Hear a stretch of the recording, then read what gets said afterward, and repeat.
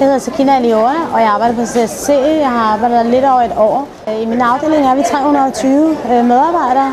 Vi tjekker passagererne og sørger for, at der ikke kommer noget ulovligt ind, og giver dem en rigtig god service, og de kommer godt afsted. Jeg fandt ud af, at jeg ville arbejde for cirka 7 år siden. Der startede jeg at arbejde her i tøjbutik, og så gik jeg igennem sikkerhedstjekken her sammen med den chef, jeg nu skulle arbejde sammen med.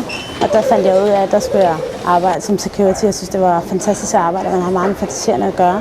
Og jeg ville ikke arbejde nogen andre steder end i lufthavnen og som security. Hej, har du nogen computer live? Jeg har altid været udadvendt og elsker at hjælpe andre mennesker, og det giver mig noget overskud og noget energi. Så jeg er rigtig, rigtig glad for mit arbejde. Jeg elsker at have med mennesker at gøre.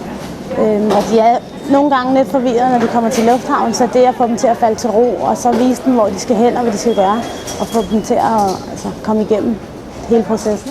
Udfordringen med mit arbejde kan nogle gange være, når passagererne, hvis de har travlt og de er stressede, at man så skal gå hen og tage deres væsker. For eksempel, vi har reglen, hvor der er 100 ml max, og hvor hvis de bliver sure over det, fordi de er i forvejen er stressede og har en dårlig dag.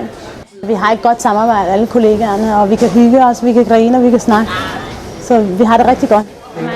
Jeg er født og opvokset i Ringsted, og jeg har marokkansk baggrund. Mine forældre er marokkanere, og jeg snakker arabisk og marokkansk. Så det er, at jeg kan tage imod passagererne, de arabisktalende, siger assalamu alaikum, og så bliver de sådan, så falder de lidt mere til ro, og så kan man snakke på deres eget sprog, det hjælper lidt nogle gange.